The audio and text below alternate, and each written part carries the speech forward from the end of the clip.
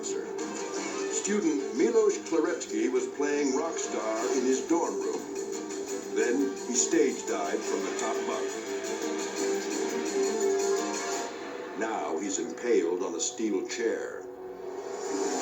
Milos plays it cool, but he dreads what the emergency crew is about to do.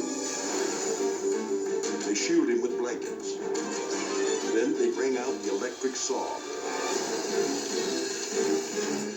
Hot sparks and metal burn close to his exposed skin.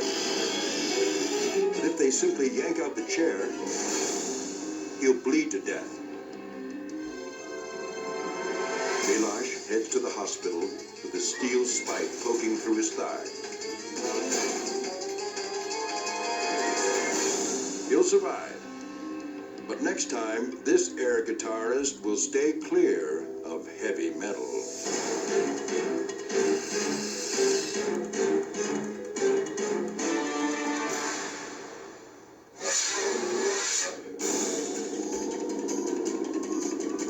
Los Angeles, California. Terror on the freeway. He's going against traffic. He's in the westbound lane. Two robbery suspects are on the run from police. They're speeding into oncoming traffic on the wrong side of the road. The suspects are in the carpool lane. It's the safest lane for now. As long as he stays over there, he'll probably be all right.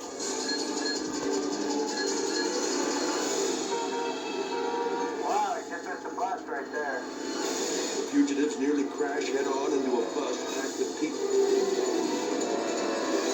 The suspects dodge a bullet. Their reckless run is about to come to a dead stop. Oh, we have a head-on TC right there. Yeah, he just TC'd. It's a violent head-on collision with a driver who never saw it coming. Both cars are totaled. Police fear the worst. Look at the condition of that vehicle. It's totally destroyed. While paramedics tend to the innocent victim, cops surround the suspect's car. They're approaching the suspect's vehicle right now. Amazingly, the men are not only alive, they refuse to surrender. Okay, the suspect is moving. He's moving. Officers draw their guns and take cover. It's a tense standoff. The criminals don't want to give up.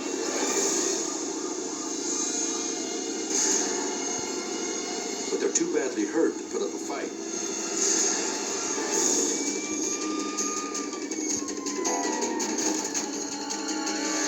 Finally, it's over. And almost unbelievably, everyone survives the night the carpool lane became the highway to hell.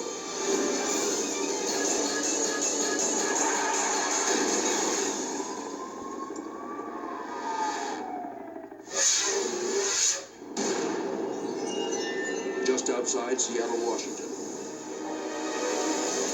A horrifying sight. A single-engine plane hanging from the power lines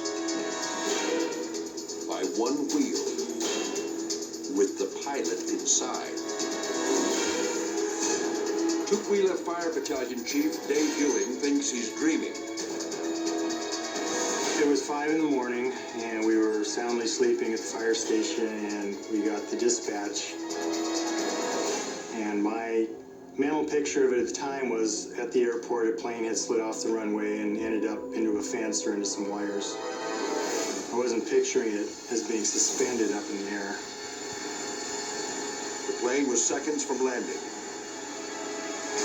It got caught in a big jet's wake, careened sideways and snagged the line. Ewing doesn't dare go near that plane.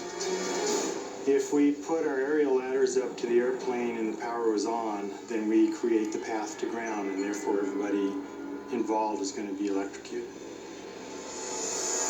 Rescuers smell a new danger. Fuel.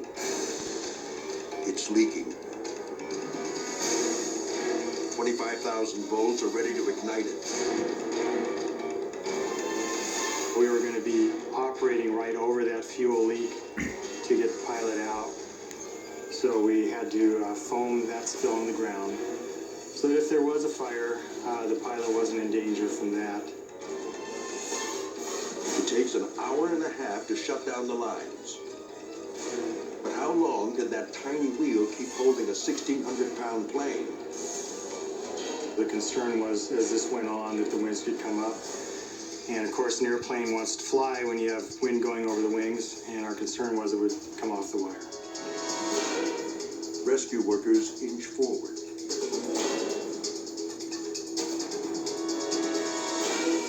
But now, there's yet another problem. When we actually got up there, we found it was a little farther distance from the door of the plane, the platform, than we thought at the ground. And so my partner, Rich Reese, had to actually put his knee out for the pilot to step onto.